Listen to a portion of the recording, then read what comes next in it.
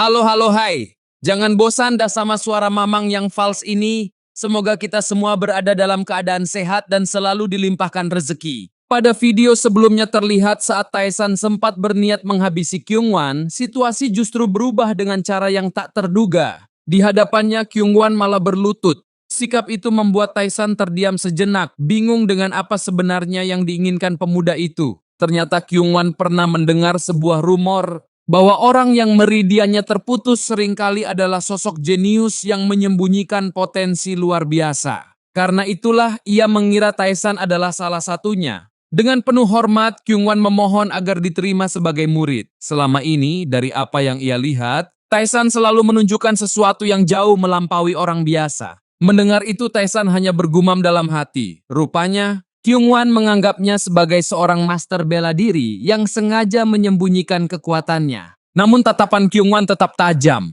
Di balik permintaannya ada alasan yang jauh lebih dalam. Ia ingin menjadi lebih kuat agar suatu hari bisa membalaskan dendamnya. Taesan pun bertanya, dendam seperti apa yang begitu membebani dirinya? Dan jawaban Kyungwon sederhana tapi berat. Seseorang telah menghancurkan sektenya, menghancurkan keluarganya, dan sejak saat itu hanya keinginan untuk membalas yang tersisa di dalam hatinya. Untuk sesaat suasana menjadi sunyi. Lalu Taesan menatapnya dan berkata dengan tenang, ia meminta Kyungwon untuk tidak pernah menjadikan dendam sebagai alasan utama untuk menjadi kuat. Menurutnya, dunia ini dipenuhi orang-orang yang kehilangan keluarga, kehilangan sekte, dan kehilangan segalanya. Kyungwon bukan satu-satunya yang merasakan penderitaan seperti itu. Ucapan itu membuat Kyungwon terdiam. Ia menunduk menyadari bahwa semua yang dikatakan Taesan memang benar. Taesan kemudian melanjutkan, orang yang tumbuh hanya karena emosi tidak akan bertahan lama. Saat amarah itu memudar, tujuan mereka ikut hilang. Dan pada akhirnya,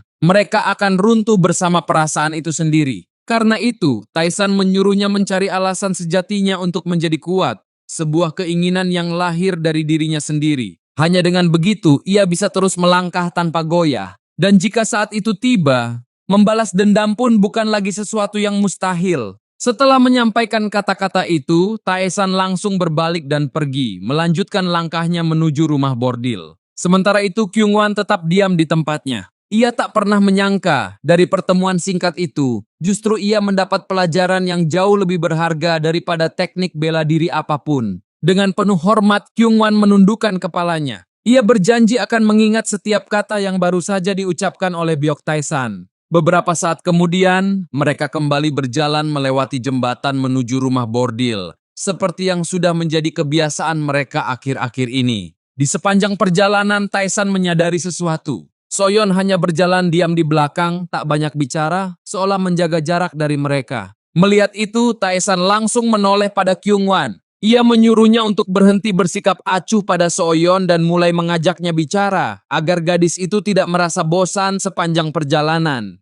Ucapan itu membuat Kyungwon langsung gugup, dan keadaan semakin canggung saat Taesan dengan santai mengungkap bahwa ia tahu Kyungwon diam-diam memiliki perasaan pada Soyeon. Sementara itu, Soyeon hanya menghela napas panjang. Dalam hati, ia masih tidak habis pikir kenapa hidupnya berubah menjadi seperti ini. Terus mengikuti pria yang menurutnya hanyalah seorang bajingan. Bahkan sampai sekarang, ia masih tidak mengerti apa yang sebenarnya dilihat nona mudanya sampai begitu tertarik pada Taesan. Namun di tengah suasana itu, langkah Taesan tiba-tiba terhenti. Ekspresinya berubah. Ia mencium sesuatu yang sangat familiar, aroma darah. Dengan senyum tipis, Taesan tertawa pelan. Ia tak menyangka bisa menemukan bau seperti itu di tempat ini. Kyungwon dan Soyeon pun ikut mencoba merasakannya. Tapi bagi mereka tak ada apapun. Tidak ada bau darah, tidak ada kehadiran aneh. Mendengar itu, Taesan hanya mendecakkan lidah. Menurutnya, dalam dunia pertarungan, merasakan keberadaan musuh tak cukup hanya mengandalkan indera biasa. Di saat yang sama, ia mulai memahami situasinya.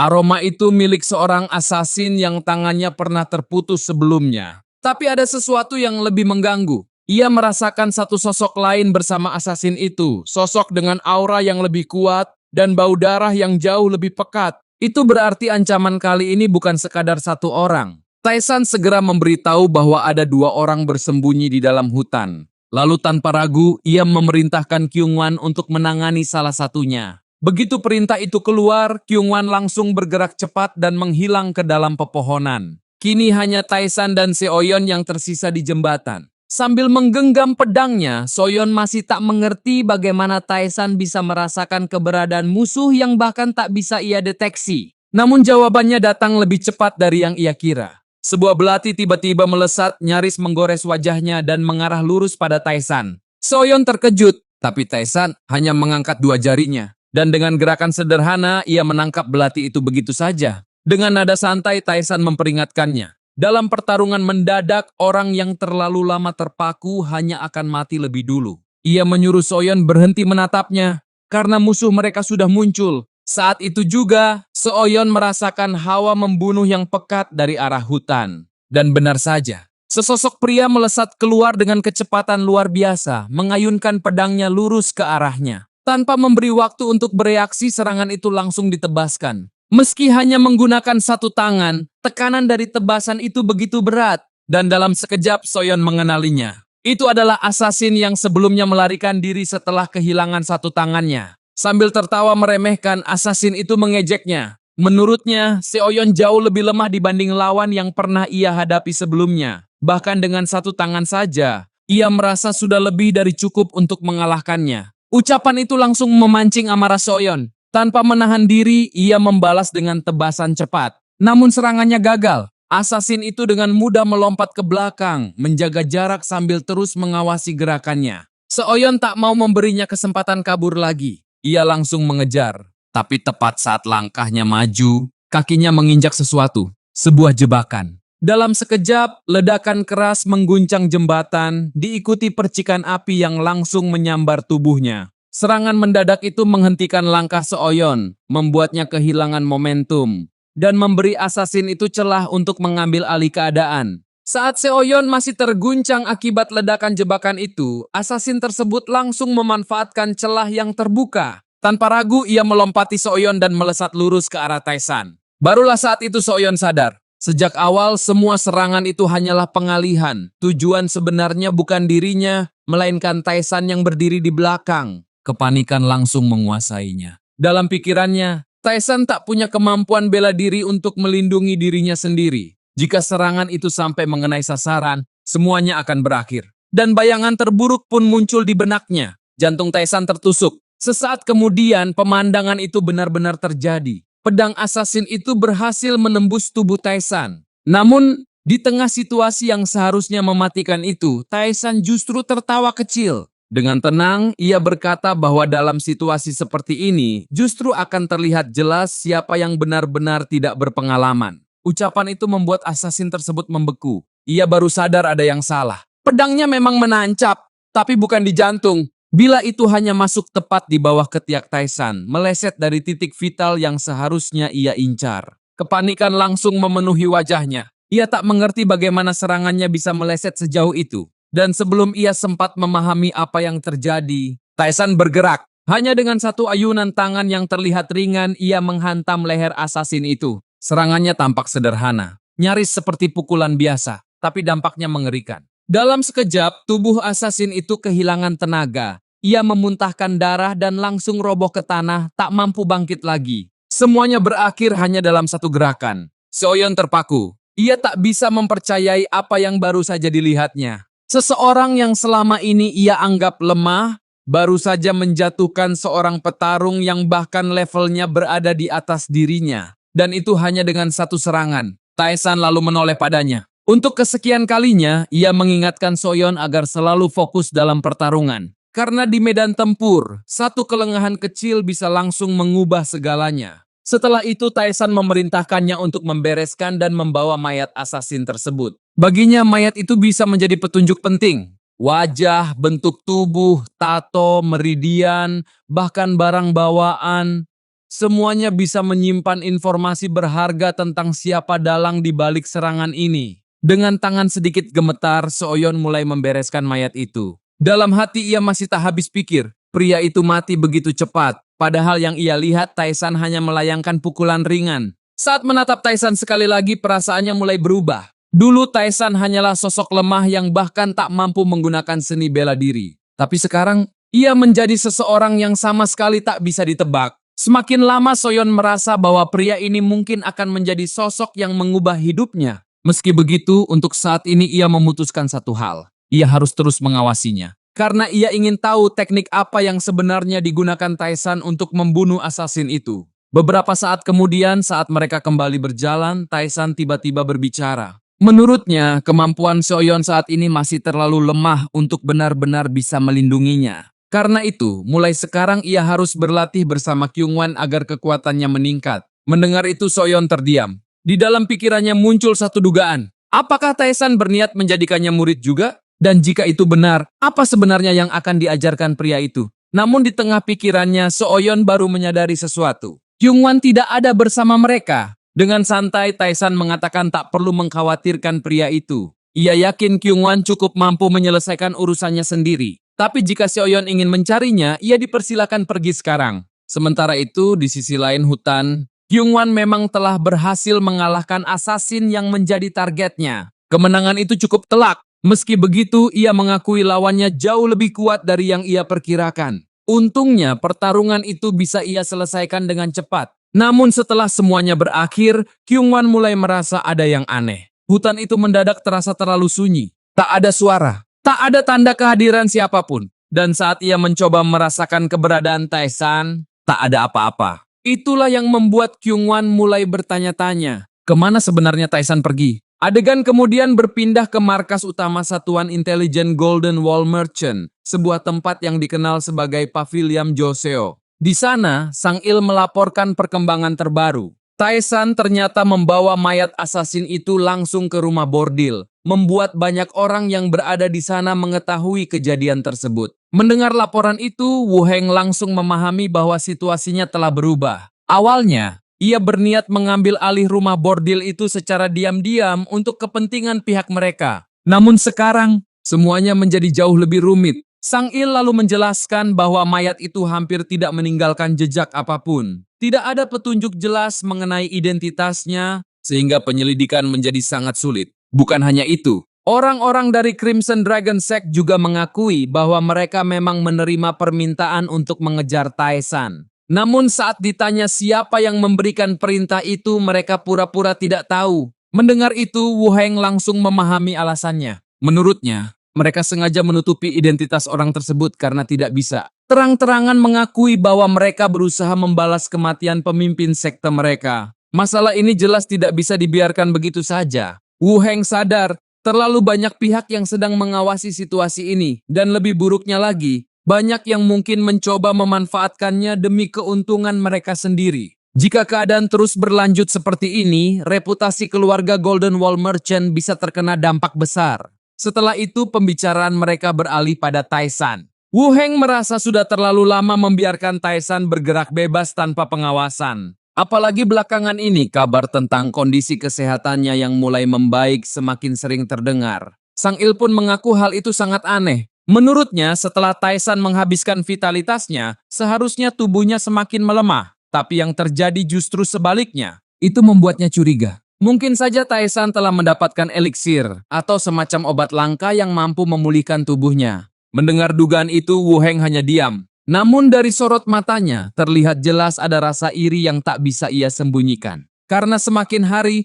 Taesan terus menunjukkan perubahan yang tak masuk akal. Seolah ada sesuatu yang perlahan mengubahnya menjadi sosok yang jauh lebih berbahaya dari sebelumnya. Di tempat lain, suasana jauh lebih tenang. Taesan duduk di hadapan meja penuh hidangan yang telah disiapkan oleh Soso. Berbagai makanan tersaji rapi, cukup untuk menjamu banyak orang. Namun yang mengejutkan, Taesan tidak berniat makan sendirian. Ia justru memanggil semua orang yang bekerja di bawahnya untuk ikut duduk dan makan bersama. Mendengar ajakan itu, tak seorang pun langsung bergerak. Mereka hanya saling pandang, ragu untuk menyentuh makanan di hadapan tuan muda mereka. Melihat reaksi itu, Taesan pun bertanya kenapa mereka hanya diam. Kyungwan akhirnya menjawab. Baginya, makan satu meja dengan Taesan adalah hal yang tak pantas. Bagaimanapun juga, mereka hanyalah bawahan. Tapi Taesan sama sekali tidak peduli dengan aturan seperti itu. Dengan santai, ia mengatakan bahwa jika mereka adalah orang-orangnya, maka sudah sewajarnya mereka makan bersama. Mulai sekarang, setiap kali waktu makan tiba, mereka semua harus duduk di meja yang sama. Ucapan itu membuat ketiga Black saling tersenyum tipis. Mereka benar-benar tidak menyangka akan diperlakukan seperti itu. Dan lebih dari itu, mereka sadar satu hal.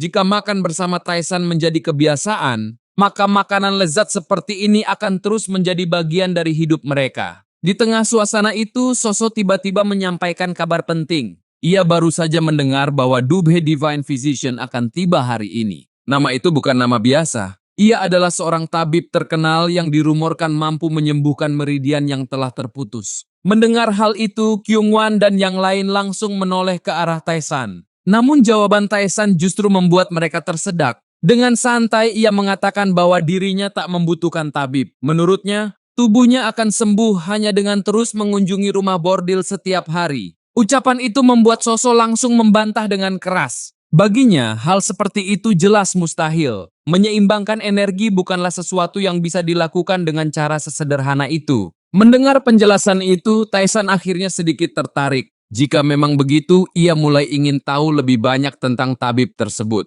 Ia pun bertanya siapa sebenarnya orang itu dan di mana keberadaannya sekarang. Soso menjelaskan bahwa menurut kabar, Dubhe Divine Physician saat ini sudah berada di wilayah Wuhan. Bahkan, ia mendengar bahwa sang tabib sangat penasaran dengan kediaman keluarga Golden Wall Merchant, terutama tempat tinggal Taisan sendiri. Dan di saat yang sama, di sebuah pegunungan yang menghadap langsung ke kediaman keluarga itu, seorang pria muda tampak berjalan santai. Tatapannya tertuju lurus ke bangunan megah di kejauhan. Dialah Dubhe Divine Physician. Sosok tabib legendaris yang dikenal mampu menyembuhkan meridian yang telah terputus. Sambil tertawa kecil, ia mengamati pemandangan di hadapannya. Menurutnya, kediaman keluarga Golden Wall Merchant benar-benar semegah rumor yang selama ini ia dengar. Adegan kembali berpindah. Suasana di ruang makan kini jauh lebih sunyi. Semua orang sudah mulai menikmati hidangan di hadapan Taisan, tapi tetap saja ada rasa canggung yang tak bisa dihindari. Bagaimanapun,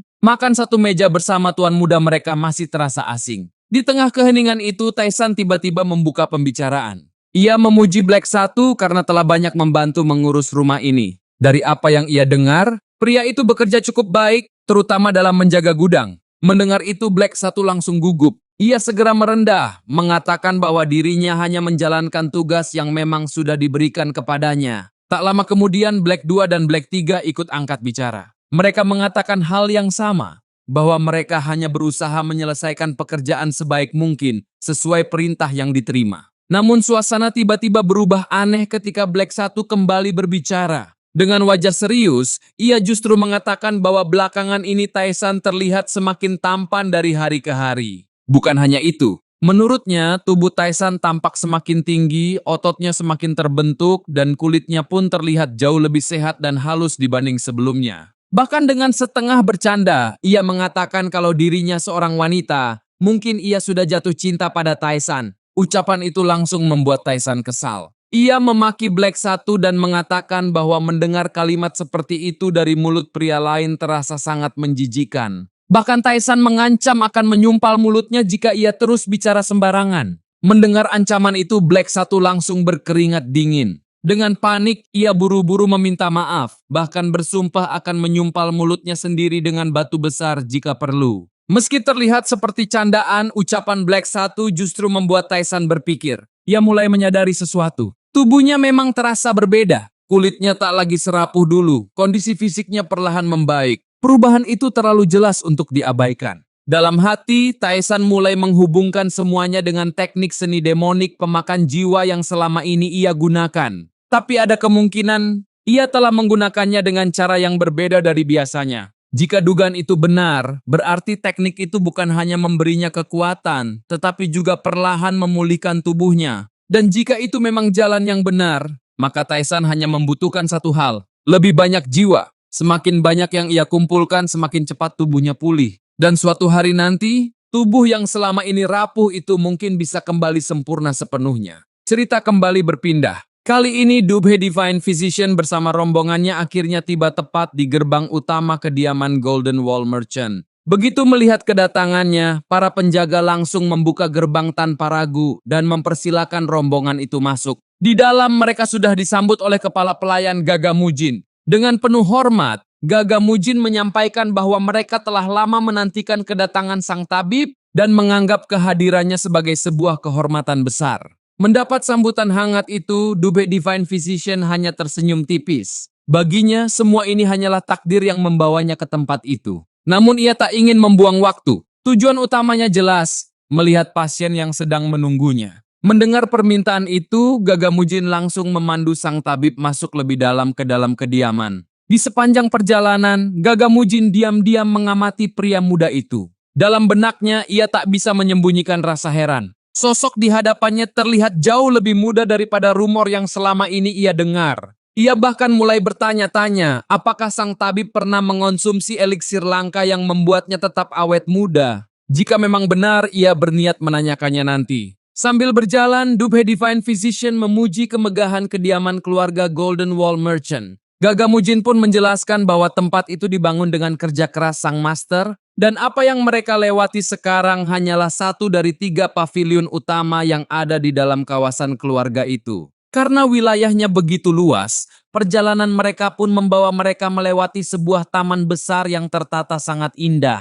Taman itu dirawat dengan penuh ketelitian. Di sanalah Black 2 dan Black 3 sedang bekerja mengikuti arahan Danyong. Namun begitu mata sang tabib tertuju pada Danyong, langkahnya langsung terhenti. Tatapannya membeku. Di antara hamparan bunga yang bermekaran, Danyong berdiri dengan begitu menonjol, seolah seluruh taman itu hanya menjadi latar bagi keberadaannya. Sang tabib langsung bertanya siapa wanita itu. Gagamujin menjelaskan bahwa Danyong adalah salah satu pelayan milik Taisan. Sebelum datang ke tempat ini, ia adalah seorang wanita penghibur. Namun kini, ia memilih datang sendiri dan meminta untuk bekerja di bawah Taisan. Penjelasan itu membuat sang tabib kembali mengalihkan pandangannya. Dan saat itulah ia menyadari, bukan hanya Danyong. Ada banyak wanita lain di wilayah kediaman Taisan yang memiliki kualitas serupa. Ia pun bertanya apakah para pelayan itu juga berasal dari latar belakang yang sama. Gagamujin menjelaskan bahwa mereka semua adalah pelayan baru yang datang sendiri dan meminta untuk bekerja di sana. Mendengar itu sang tabib tertawa pelan.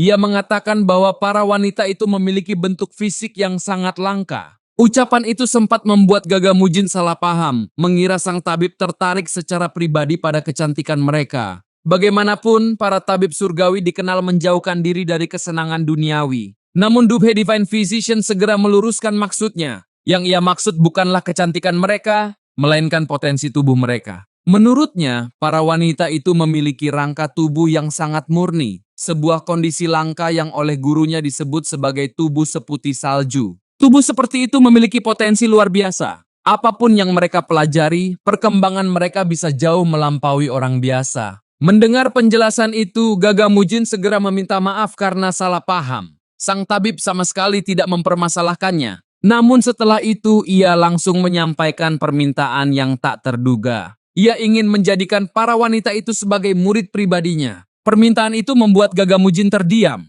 Ia tak menyangka para pelayan biasa ternyata memiliki bakat sebesar itu, sampai-sampai seorang tabib legendaris tertarik merekrut mereka. Dengan senyum penuh keyakinan, Dubhe Divine Physician mengatakan bahwa jika permintaannya dikabulkan, ia tidak akan melupakan bantuan ini. Baginya, kesempatan untuk mendapatkan murid dengan potensi sebesar itu terlalu berharga untuk dilewatkan. Dan di dalam hatinya, ia yakin Gagamujin tak akan menolak. Bagaimanapun, memiliki hubungan baik dengan dirinya adalah keuntungan besar bagi keluarga Golden Wall Merchant. Namun harapan Dubhe Divine Physician untuk merekrut para pelayan itu sebagai muridnya langsung pupus. Tanpa ragu, Taisan menolaknya mentah-mentah. Keputusan itu membuat sang tabib benar-benar terkejut. Selama ini hampir tak pernah ada orang yang berani menolak tawarannya secara langsung. Ia pun mencoba membujuk sekali lagi. Menurutnya, kesempatan untuk belajar darinya adalah peluang langka dan bisa menjadi jalan besar bagi para wanita itu.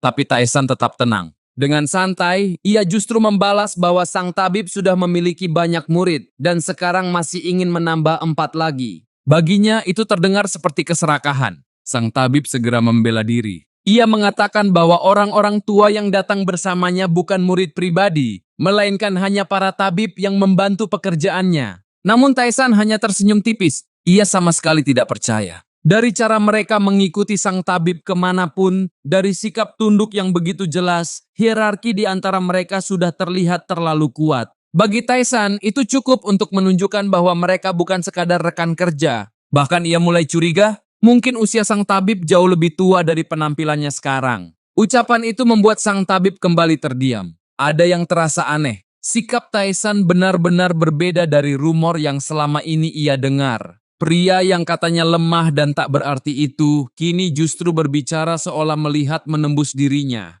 Masih berusaha menjaga sikap, sang tabib kembali menegaskan bahwa kesempatan mempelajari ilmu medis darinya adalah sesuatu yang sangat langka. Namun Taesan langsung memotong inti persoalan. Menurutnya sang tabib sama sekali tidak tertarik mengajari mereka. Yang ia inginkan hanyalah tubuh para wanita itu. Bukan untuk dilatih, melainkan untuk diteliti. Ucapan itu membuat wajah sang tabib berubah. Ia mencoba menyangkal, mengatakan mustahil dirinya menggunakan manusia sebagai bahan penelitian. Tapi Taesan kembali memojokkannya. Ia dengan tenang mengatakan bahwa sejak awal ia tak pernah menyebut kata manusia. Ia hanya mengatakan bahwa mereka adalah bahan yang bagus. Kalimat itu seperti tamparan. Dan untuk pertama kalinya, sang tabib merasa benar-benar kehilangan kendali dalam percakapan ini. Dalam hati, ia mulai memikirkan sesuatu yang berbahaya. Jika Taesan mati saat proses pengobatan, semua orang mungkin akan percaya bahwa itu hanya kecelakaan. Lagi pula meridian Taesan memang sudah rusak. Tapi, tepat saat pikiran itu muncul, Taesan bergerak. Setetes air terlempar dari ujung jarinya dan membentuk garis tipis merah di hadapan sang tabib. Gerakannya sederhana, namun aura yang menyertainya membuat segalanya berubah. Seketika hawa membunuh yang luar biasa berat memenuhi ruangan. Tubuh sang tabib membeku. Ia tak mampu bergerak sedikit pun. Lalu Taesan menatapnya dengan dingin. Ia bertanya, apakah dirinya terlihat seperti target yang mudah dibunuh? Menurut Taesan, kemampuan bela diri sang tabib bahkan tak lebih dari cukup. Kekuatan itu hanya berguna untuk urusan medis. Dan jika ia mau, membunuhnya di tempat itu bukanlah hal sulit. Bahkan para pengawal yang datang bersamanya pun tak akan banyak berarti. Kecuali jika yang datang adalah para tetua dari Murim Alliance. Barulah itu mungkin sedikit menarik. Mendengar itu, mata sang tabib langsung membelalak. Di hadapannya Taesan terasa lebih mengerikan daripada iblis manapun yang pernah ia bayangkan. Aura itu terlalu berat, terlalu dalam. Seolah menyimpan sesuatu yang tak seharusnya dimiliki manusia biasa. Naluri sang tabib menjerit. Jika ia membuat satu kesalahan saja, ia benar-benar bisa mati. Taesan lalu melanjutkan. Baginya para wanita itu berada di bawah perlindungannya. Dan siapapun yang mencoba mengambil sesuatu miliknya, harus siap menanggung akibatnya. Dengan jari telunjuk di depan bibir, Taesan berbicara lebih pelan. Yang ia inginkan hanyalah hidup tenang, tanpa gangguan. Tanpa orang-orang yang terus mencoba mencampuri urusannya. Namun justru ketenangan dalam suara itu yang terasa paling menakutkan. Di mata sang tabib, dirinya kini seperti anak anjing kecil yang tak berdaya, berdiri di depan seekor harimau lapar. Taesan kemudian tertawa pelan. Biasanya ia tak pernah membiarkan siapapun yang mencoba merebut miliknya pergi hidup-hidup. Tapi kali ini berbeda. Saat ini, ia masih membutuhkan seseorang untuk menangani beberapa urusan. Dan orang itu adalah sang tabib. Mendengar itu sang tabib langsung mengerti. Ini bukan tawaran, ini perintah. Tak lama kemudian, di hadapan Gagamujin, sang tabib justru menyatakan bahwa ia akan bekerja di bawah Taesan. Keputusan mendadak itu membuat Gagamujin sangat terkejut. Namun ia segera menyambutnya dengan hormat. Baginya kehadiran seorang tabib sehebat itu jelas akan menjadi keuntungan besar. Sang tabib hanya menjawab dengan tenang. Ia yakin Taesan tahu apa yang harus dilakukan. Meski di dalam hatinya, ia hanya bisa mengutuk nasibnya sendiri. Selama ini ia hidup bebas tanpa terikat siapapun. Tapi sekarang semua itu runtuh hanya dalam satu pertemuan. Lebih buruk lagi, ia sadar satu hal. Menyembuhkan kondisi Taesan bukan pekerjaan singkat, bukan 1 atau 2 bulan. Setidaknya butuh lebih dari 1 tahun dengan seluruh kemampuan yang ia miliki. Dan yang paling membuatnya gelisah, bukan penyakit Taesan, melainkan tatapan pria itu. Tatapan yang menurutnya bukan milik manusia biasa, melainkan milik seseorang yang seolah pernah berdiri di puncak dunia, lalu kembali dengan membawa kegelapan yang tak terbayangkan. Beberapa saat kemudian malam pun mulai turun. Seperti biasanya, Taesan kembali bersiap pergi ke rumah bordil. Namun kali ini ada kegelisahan yang terlihat jelas di wajah Kyungwan. Sejak kedatangan Dubhe Divine Physician, pikirannya tak pernah benar-benar tenang. Akhirnya ia memberanikan diri bertanya pada Taesan. Sesuai perintah sebelumnya, Kyungwan sudah memasang teknik pembatas pada semua tabib yang bekerja di bawah sang tabib. Tapi ada satu hal yang mengganggunya. Kenapa justru sang tabib sendiri tidak diberi pembatas oleh mereka? Taesan menjawab dengan santai. Ia mengatakan bahwa sang tabib sudah diberi pembatas. Hanya saja, Taisan yang memasangnya sendiri. Ia sengaja melakukannya karena tahu Kyungwan dan yang lain tidak akan mampu melakukan hal itu pada level seseorang seperti sang tabib. Jawaban itu membuat Kyungwan terkejut. Ia pun bertanya lagi, jika Taisan memang bisa melakukannya sendiri, kenapa masih menyuruh mereka memasang pembatas pada tabib-tabib lainnya? Taisan hanya melirik sekilas sebelum menjawab. Menurutnya memasang pembatas bukan hal ringan. Tubuhnya masih sakit, dan melakukan itu sangat menguras tenaga. Terlebih lagi, orang-orang itu bukan tabib biasa. Mendengar penjelasan itu, Kyungwan langsung meminta maaf karena merasa sudah bertanya terlalu jauh. Namun berbeda dengan Kyungwan, Seoyeon justru diam sambil berpikir. Ia masih tak habis paham. Taesan selalu mengatakan tubuhnya lemah, tapi hampir setiap malam ia justru menghabiskan waktu di rumah bordil. Baginya dua hal itu sama sekali tidak masuk akal. Di tengah perjalanan, sang tabib tiba-tiba datang menghampiri mereka. Melihat itu, Kyungwan pun bertanya apakah ia berniat ikut. Dengan senyum tipis, sang tabib menjawab bahwa menjaga kesehatan Taesan sekarang adalah tugasnya. Jadi wajar jika ia mengikuti kemanapun Taesan pergi. Lalu ia menoleh ke arah Seoyeon. Dengan rasa penasaran, ia bertanya apakah tidak berbahaya bagi seseorang dengan kondisi seperti Taesan untuk terus mengunjungi rumah bordil setiap malam. Seoyeon menjawab dengan jujur. Bukan hanya pergi, Taesan bahkan menghabiskan hampir sepanjang malam di sana. Mendengar itu sang tabib langsung membeku. Dalam pikirannya hal itu mustahil. Dengan kondisi meridian Taesan yang hancur, seharusnya aktivitas seperti itu hanya akan mempercepat kematiannya. Bahkan bertahan hidup saja seharusnya sudah sulit. Karena itulah ia segera meminta izin untuk memeriksa denyut nadi Taesan. Ia ingin memastikan sendiri keadaan tubuh pria itu. Begitu tangannya menyentuh pergelangan Taesan, ekspresi sang tabib langsung berubah. Awalnya penasaran,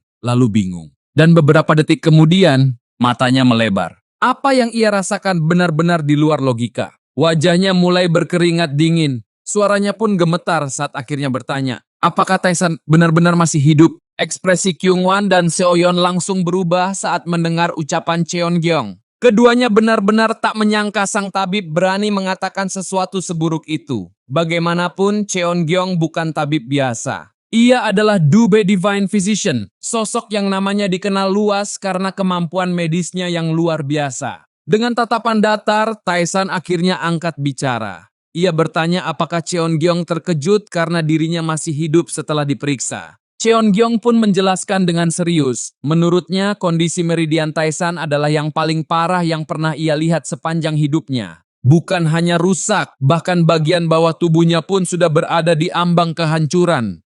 Dalam pandangannya, keadaan itu bukan lagi sekadar keajaiban, melainkan sesuatu yang mustahil.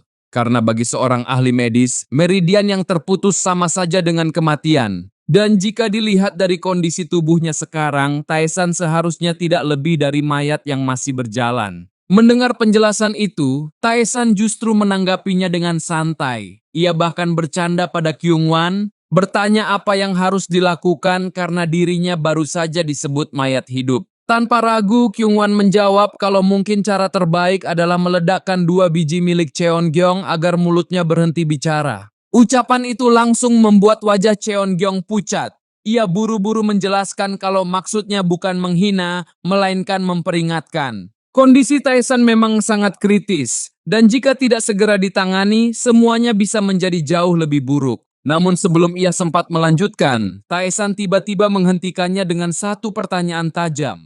Apakah kau berani mempertaruhkan nyawamu atas diagnosis itu? Pertanyaan itu membuat Cheonggyeong terdiam sejenak. Meski ia yakin dengan hasil pemeriksaannya, ia mengaku tidak cukup gila untuk mempertaruhkan nyawa hanya karena seseorang seperti Taesan masih bisa berdiri hidup-hidup. Meski begitu, ia tetap bersikeras akan merawatnya, karena sebagai tabib itu adalah tanggung jawabnya. Sayangnya jawaban itu tak cukup bagi Taesan. Sambil melangkah pergi, Taesan dengan dingin mengatakan bahwa jika Cheonggyeong tak berani mempertaruhkan nyawanya, maka lebih baik berhenti bicara dan pulang saja. Anehnya Cheonggyeong malah tertawa kecil. Baginya, sejak saat itu Taesan sudah menjadi tuannya, dan ia berniat terus mengikuti kemanapun pria itu pergi. Meski begitu, di dalam hati Cheonggyeong masih terus memikirkan satu hal yang sama. Bagaimana mungkin seseorang dengan tubuh sekarat seperti itu masih bisa hidup? Semakin dipikirkan, semakin terasa tidak masuk akal. Bukan hanya kondisi tubuh Taisan yang membuatnya penasaran, tapi juga fakta bahwa pria itu tahu identitas aslinya, bahkan sampai memahami kualitas seni bela dirinya. Dan itu membuat Cheonggyeong mulai curiga. Dengan nada setengah serius, ia akhirnya bertanya apakah Taisan adalah bagian dari sebuah kultus tertentu, atau mungkin keluarga Golden Wall Merchant hanyalah cabang rahasia dari kelompok itu. Pertanyaan itu langsung membuat langkah Kyungwan dan Soyeon terhenti. Keduanya tahu itu bukan pertanyaan sembarangan. Itu terlalu berbahaya. Tatapan Taisan pun berubah tajam saat menoleh ke arah Cheonggyeong. Dengan suara dingin, ia mengatakan bahwa dirinya tidak tahu kultus apa yang sedang dibicarakan. Namun satu hal yang membuatnya penasaran adalah, apakah orang-orang dari kultus itu tahu kalau Cheonggyeong begitu mudah menyebut nama mereka? Sambil kembali memalingkan wajah, Taisan memberi peringatan singkat. Jika Cheonggyeong terus bicara sembarangan seperti itu, ia penasaran berapa lama pria itu bisa bertahan hidup di dunia ini. Ancaman itu langsung membuat tubuh Cheonggyeong menegang. Baru saat itulah ia sadar kalau dirinya terlalu terbawa suasana. Sampai-sampai ia lupa bahwa Taisan adalah seseorang yang bisa memancarkan haus darah mengerikan hanya dengan berdiri diam.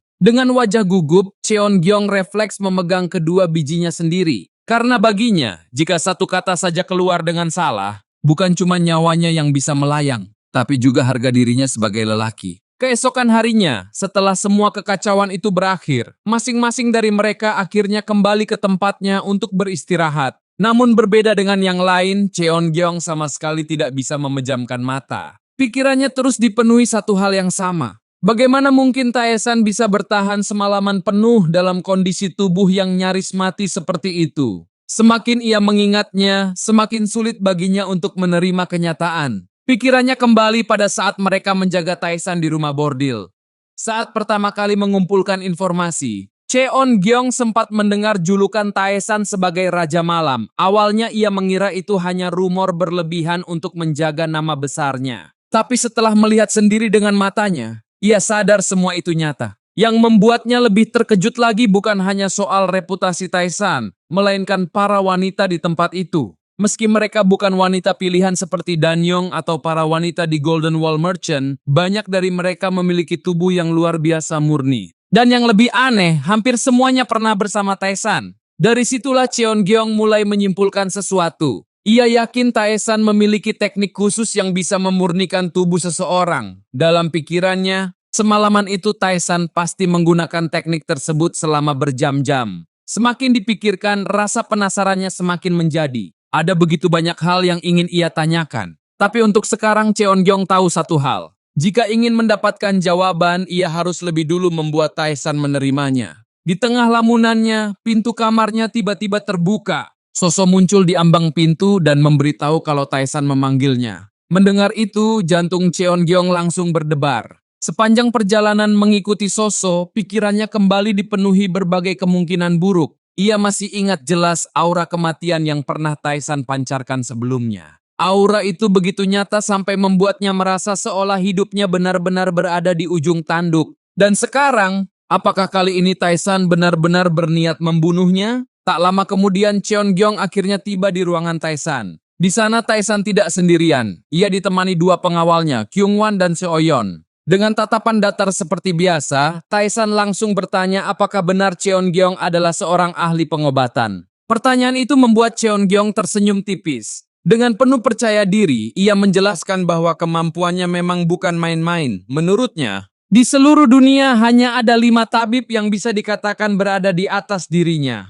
Meski begitu, ia mengakui masih belum bisa menyaingi nama-nama besar seperti Poison Demon, Healing Immortal, dan Needle Eccentric. Mereka adalah monster yang ditempa oleh ribuan pengalaman dan puluhan tahun waktu. Namun di dalam hati, Cheonggyeong tetap yakin. Jika diberi waktu yang sama, ia percaya dirinya bisa menjadi tabib terbaik di bawah langit. Mendengar itu, Soyeon tiba-tiba bertanya apakah para tabib hebat itu berasal dari kultus demonik. Cheonggyeong pun menjelaskan bahwa kultus itu memang memiliki tabib-tabib mengerikan. Selain Poison Demon, ada satu nama lain yang bahkan lebih misterius, Blood Physician. Seorang tabib legendaris yang keberadaannya tak diketahui siapapun. Menurut rumor, pria itu hidup seperti pertapa, menghilang dari dunia luar, dan semakin mustahil ditemukan sejak kultus demonik menghilang dari permukaan dunia Murim. Ucapan itu membuat Taesan sedikit terkejut. Ia lalu bertanya kenapa kultus demonik sampai harus bersembunyi. Sebelum Cheonggyeong menjawab, Seoyeon lebih dulu menjelaskan. Menurut rumor yang beredar di Murim, seluruh wilayah kultus demonik kini tertutup oleh sebuah penghalang bernama Isolation Enchantment. Sebuah segel yang memutus mereka sepenuhnya dari dunia luar. Dan yang lebih parah, penghalang itu tidak bisa dihancurkan tanpa sebuah kunci khusus. Mendengar penjelasan itu, Taesan langsung tenggelam dalam pikirannya sendiri. Karena ia tahu persis apa sebenarnya teknik itu. Itu bukan sekadar Isolation Enchantment. Itu adalah Mystical Heaven Enchantment. Teknik pelindung tertinggi milik kultus demonik yang diaktifkan melalui kematian sang Heavenly Demon, lalu hanya bisa dihancurkan oleh kemunculan Heavenly Demon yang baru. Masalahnya, dalam kehidupan sebelumnya, Taesan telah membunuh semua kandidat Heavenly Demon saat mereka berkhianat dan mencoba membunuhnya. Yang berarti sekarang, di seluruh dunia ini, hanya ada satu orang yang bisa menghancurkan segel itu. Dan orang itu adalah Taesan sendiri, Heavenly Demon yang sebenarnya. Setelah pembicaraan tentang kultus demonik itu selesai, Taesan langsung memutuskan untuk mengakhiri topik tersebut. Baginya tidak ada gunanya membahas hal itu lebih jauh untuk sekarang. Sebagai gantinya, ia mengalihkan pandangannya pada Cheonggyeong dan menanyakan sesuatu yang jauh lebih penting. Apakah tabib itu mampu menyambung kembali anggota tubuh yang terpotong atau tubuh yang tercabik? Mendengar pertanyaan itu, Cheonggyeong tersenyum penuh percaya diri. Ia menjelaskan bahwa jika bagian tubuh terpotong dengan rapi, maka ia bisa menyambungkannya hampir dengan sempurna. Namun jika tubuhnya robek atau hancur, hasilnya tidak akan sebaik semula. Meski begitu, ia tetap yakin bisa memulihkan sebagian besar organ dalam. Singkatnya, selama seseorang belum benar-benar mati, ia masih bisa menyelamatkannya. Jawaban itu langsung membuat Taesan merasa cukup puas. Tanpa membuang waktu, ia menoleh ke arah Kyungwan dan Seoyeon, lalu dengan tenang mengatakan bahwa mulai sekarang Cheonggyeong akan bertugas mengawasi latihan mereka setiap hari. Mendengar itu, Cheonggyeong langsung bingung. Ia memang menguasai seni bela diri, tapi bidang utamanya tetap pengobatan. Sementara kekuatan Kyungwan dan Seoyeon jelas berada di atasnya. Jadi ia tak mengerti bagaimana dirinya bisa mengawasi latihan mereka.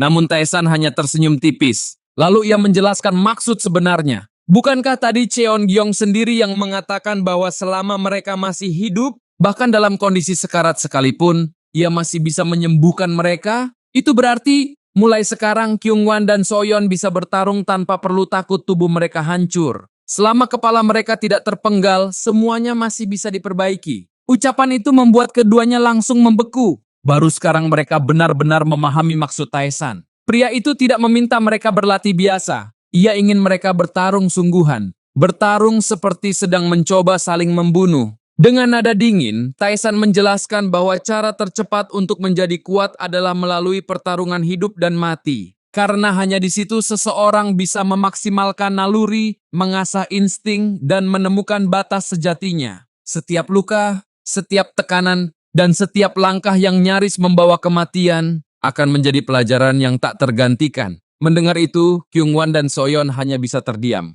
Metode latihan seperti itu jelas sangat gila. Tapi mereka tahu, Taesan tidak pernah bicara tanpa alasan. Lalu Taesan memberi satu tugas khusus pada Cheonggyeong. Ia harus memastikan keduanya tidak benar-benar membunuh satu sama lain selama latihan. Mendengar rencana itu, Kyungwan akhirnya angkat bicara. Ia khawatir jika mereka terus bertarung seperti itu, siapa yang akan menjaga Taesan? Namun Taesan menjawab dengan santai. Mulai hari itu, ia tidak akan keluar selama 1 bulan penuh. Jadi selama waktu itu, mereka harus menggunakan kesempatan tersebut untuk melatih diri sekeras mungkin, sampai layak menjadi pelindungnya. Mendengar keputusan itu, Cheonggyeong pun ikut menenangkan mereka. Ia meyakinkan bahwa selama mereka belum mati, ia akan memulihkan semuanya. Jadi tak perlu ragu, bertarunglah dengan niat membunuh. Karena metode seperti itu memang sudah lama dikenal oleh para ahli bela diri tingkat tinggi sebagai cara tercepat untuk berkembang. Namun di balik senyum tipisnya, Cheonggyeong menyadari sesuatu. Metode latihan brutal yang baru saja dijelaskan Taesan bukanlah sesuatu yang sembarangan. Itu adalah metode legendaris yang dulu ditemukan oleh sang Heavenly Demon sendiri. Waktu terus berjalan dan tanpa terasa 1 bulan pun telah berlalu. Selama 1 bulan itu, latihan brutal yang diperintahkan Taesan benar-benar mengubah banyak hal. Di arena latihan, Kyungwon dan Seoyeon kini bertarung dengan pedang di tangan, saling menyerang tanpa sedikit pun menahan diri. Setiap gerakan mereka dipenuhi niat membunuh, dan itu bukan lagi latihan biasa. Saat Kyungwon melihat celah kecil dalam pergerakan Seoyeon, ia langsung maju tanpa ragu, menebaskan pedangnya lurus ke arah leher seolah benar-benar ingin memenggal kepalanya. Serangan itu datang begitu cepat. Namun refleks Seoyeon juga meningkat pesat. Ia langsung menarik kepalanya ke belakang dan lolos dari serangan mematikan itu hanya dalam selisih tipis. Tapi saat itu juga Seoyeon sadar. Kyungwon benar-benar serius, bukan sekadar sparring. Pria itu memang berniat membunuhnya. Dan pikiran itu langsung membakar emosinya. Tanpa ragu, Seoyeon membalas dengan satu tebasan horizontal tajam yang mengarah lurus ke kepala Kyungwon. Kyungwon berhasil menghindar. Tapi ujung pedang itu tetap menggores dagunya hingga darah segar menetes. Pertarungan mereka semakin liar.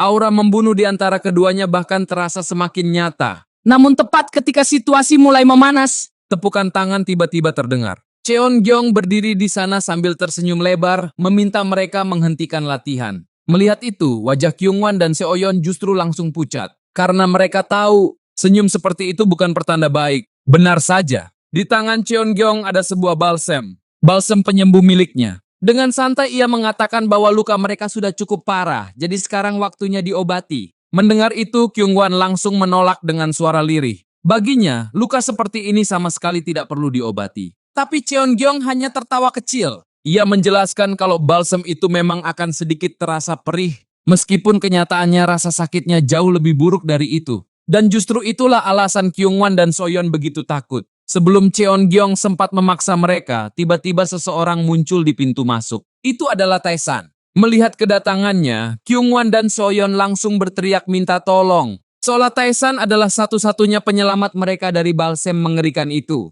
Taesan hanya menatap mereka sebentar, lalu berkata pada Cheon-gyeong kalau sepertinya tabib itu terlalu menikmati menyiksa mereka. Mendengar itu, Cheon-gyeong hanya tersenyum canggung dan bertanya kenapa Taesan tiba-tiba datang ke tempat latihan. Taesan pun mengingatkannya. Bukankah ia sudah bilang kalau setelah 1 bulan ia akan keluar dari kamarnya? Baru saat itu Cheon-gyeong teringat. Namun sebelum ia sempat menjawab, Taesan tiba-tiba mengulurkan tangannya ke depan. Refleks. Cheon-gyeong langsung menutup kepala dengan panik, mengira dirinya akan dipukul karena suatu kesalahan. Tapi ternyata bukan itu. Taesan hanya memintanya memeriksa nadinya. Mendengar itu, rasa penasaran Cheon-gyeong langsung mengambil alih ketakutannya. Tanpa membuang waktu, ia segera menarik tangan Taesan dan mulai memeriksa aliran meridiannya. Dan dalam hitungan detik, wajahnya langsung berubah. Keringat dingin mulai mengalir di dahinya, karena apa yang ia rasakan benar-benar mustahil. Semua meridian Taesan sudah pulih. Bahkan titik-titik yang sebelumnya hancur total kini telah tersambung sempurna. Dengan suara gemetar, Cheon-gyeong bertanya bagaimana mungkin Taesan bisa memulihkan semuanya hanya dalam waktu 1 bulan. Taesan hanya tersenyum tipis. Selama 1 bulan itu, ia memang memfokuskan diri untuk memperkuat kembali meridian yang dulu ia sambung secara terburu-buru. Dan sekarang ia bisa merasakan perubahan besar dalam tubuhnya. Energi jiwanya yang dulu kasar dan destruktif kini mulai terikat lebih rapat, lebih padat, dan jauh lebih kuat. Meski masih sulit dikendalikan, Taesan tahu satu hal. Jika ia terus memulihkannya seperti ini, maka suatu hari nanti ia akan memiliki tubuh fisik yang sempurna. Namun sebelum Cheon-gyeong sempat mencerna semua itu, Taesan tiba-tiba mengubah topik. Dengan tatapan datar, ia bertanya apakah tabib itu sengaja membuat balsam tersebut lebih menyakitkan hanya untuk melampiaskan kekesalannya pada Kyungwon dan Seoyeon. Pertanyaan itu langsung membuat suasana membeku. Dan di saat yang sama, Kyungwon yang berdiri di sampingnya menatap Cheon-gyeong dengan tajam. Bahkan ia terang-terangan mengatakan kalau dirinya ingin mengoleskan balsem itu balik ke tubuh tabib itu sendiri. Cheon-gyeong pun langsung panik. Di tengah kekacauan kecil itu, Taesan akhirnya menoleh pada Seoyeon dan mengatakan bahwa ia akan pergi ke kediaman keluarga Yeon. Mendengar itu, Seoyeon sedikit bingung. Kenapa tiba-tiba Taesan ingin ke sana? Apakah ia berniat membatalkan pertunangannya? Namun Taesan hanya tertawa tipis. Lalu ia mengungkapkan alasan sebenarnya. Keluarga Zhongli Family telah mengirimkan pesan kepadanya. Dan kali ini, mereka memintanya datang sebagai seorang pria. Setelah kembali dari tempat latihan, Taesan langsung memanggil Cheon-gyeong dan menanyakan satu hal. Apakah tugas yang ia berikan sebelumnya sudah selesai? Mendengar itu, Cheon-gyeong segera menjelaskan kalau semua bawahannya sudah bekerja keras untuk mengumpulkan informasi yang diminta. Ia bahkan yakin tak ada satu detail pun yang terlewat, meski prosesnya jauh lebih sulit dari perkiraan. Namun Taesan hanya menatapnya dengan dingin. Menurutnya, selama 1 bulan terakhir Cheon-gyeong terlihat hidup terlalu nyaman, sampai-sampai pekerjaan sederhana seperti mengumpulkan informasi pun terasa lambat.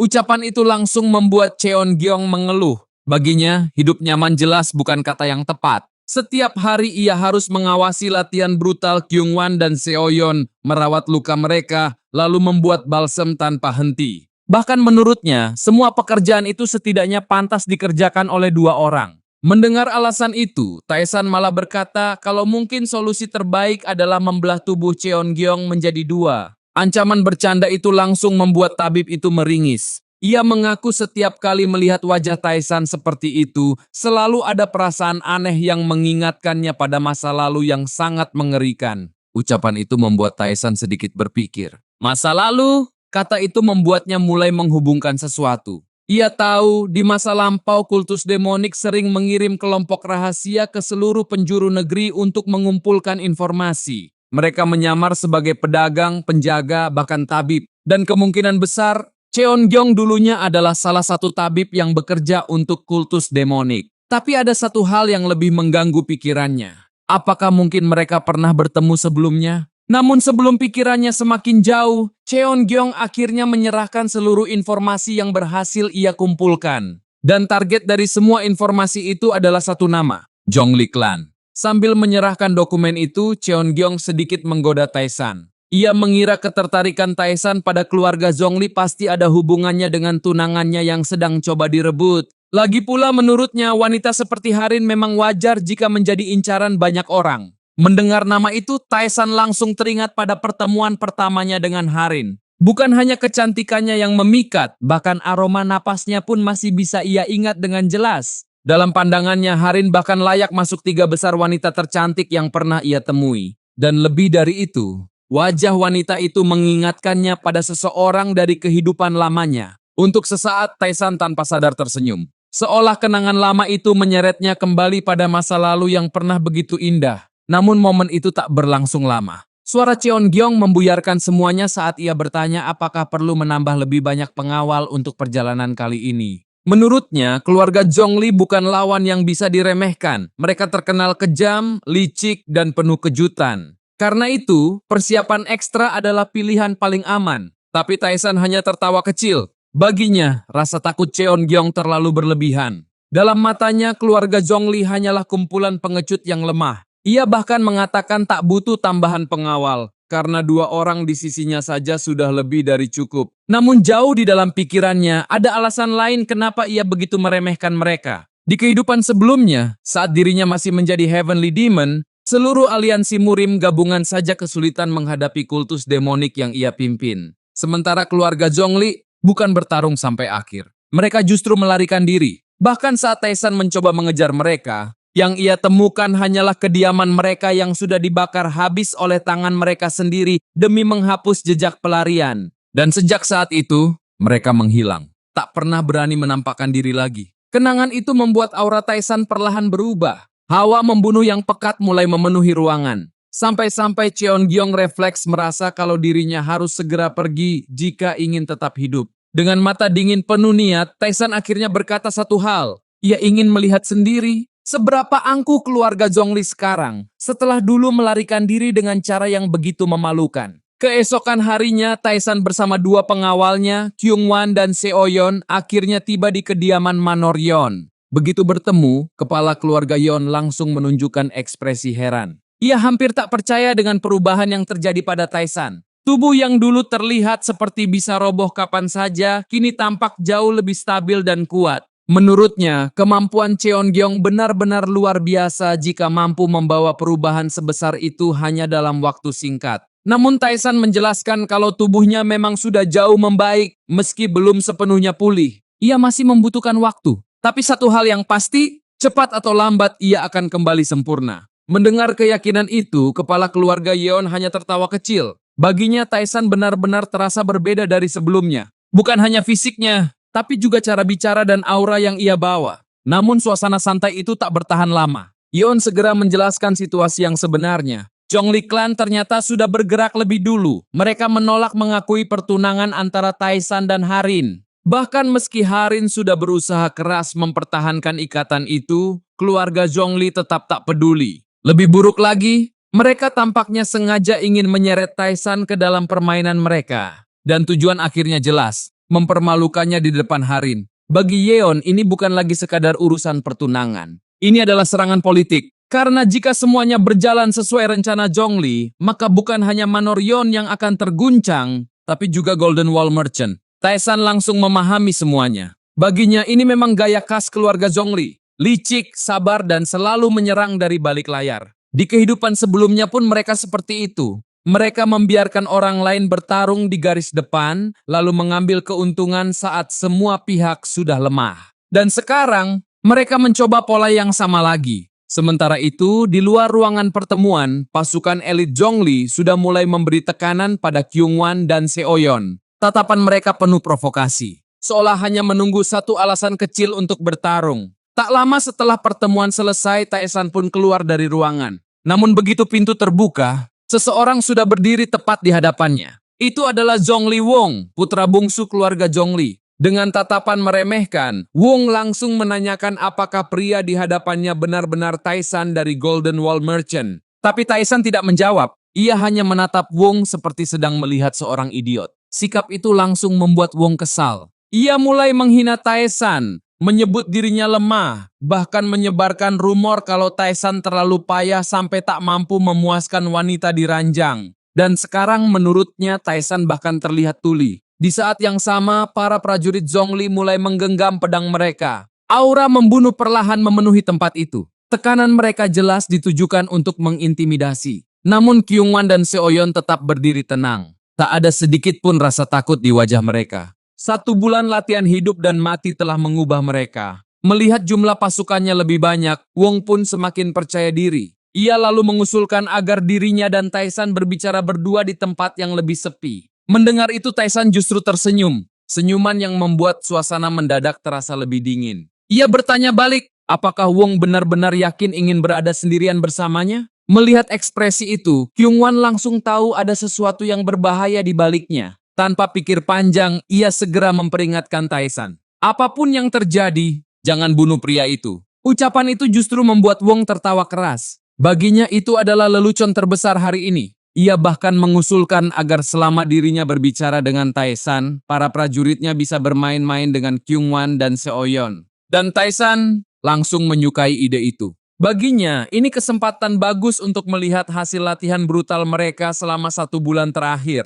Ia pun menoleh pada kedua pengawalnya dan memberi satu perintah sederhana. Jika mereka membuat masalah, hancurkan mereka tanpa ragu. Wong lalu memerintahkan anak buahnya untuk menangani Kyungwan dan Seoyeon, sementara dirinya membawa Taesan pergi. Para prajurit Zhongli langsung mencabut pedang mereka dengan senyum penuh percaya diri. Mereka menganggap ini hanya permainan kecil, dan sama sekali tak berniat menahan diri. Namun di kejauhan, Cheon-gyeong hanya tersenyum sambil mengamati semuanya. Baginya, situasi ini semakin menarik, karena pasukan elit Zhongli memang bukan lawan sembarangan. Dan sekarang, ia benar-benar ingin melihat sejauh mana Kyungwan dan Seoyeon berkembang setelah 1 bulan latihan neraka. Meski begitu, demi keselamatan biji dan nyawanya sendiri, Cheon-gyeong memilih menonton dari tempat yang aman. Tak lama kemudian, Taesan dan Zhongli Wong akhirnya tiba di sebuah sudut sunyi dalam wilayah Manor Yeon. Tempat itu sepi, jauh dari keramaian, dan jelas dipilih dengan sengaja. Wong pun berhenti, lalu menatap Taesan dengan senyum tipis. Awalnya ia berniat membawa Taesan lebih jauh lagi, tapi melihat tubuh pria itu yang menurutnya masih lemah, ia merasa tempat ini sudah cukup. Mendengar itu Taesan hanya tertawa kecil. Ia tahu betul Wong sudah berusaha keras menciptakan situasi seperti ini. Tempat tanpa saksi, tanpa gangguan. Tempat yang cocok untuk melakukan apapun yang ia inginkan. Wong pun tak menyangkalnya. Baginya momen ini sudah lama ia tunggu. Tatapannya berubah tajam. Dan tanpa menyembunyikan apapun, ia mengaku bahwa dirinya sangat ahli dalam menyiksa orang. Dan mulai sekarang, ia berniat membuat Taesan berharap kematian datang lebih cepat. Ancaman itu seharusnya cukup untuk membuat siapapun gemetar. Tapi Taisan justru hanya menarik napas panjang. Tak ada rasa takut, tak ada kegelisahan.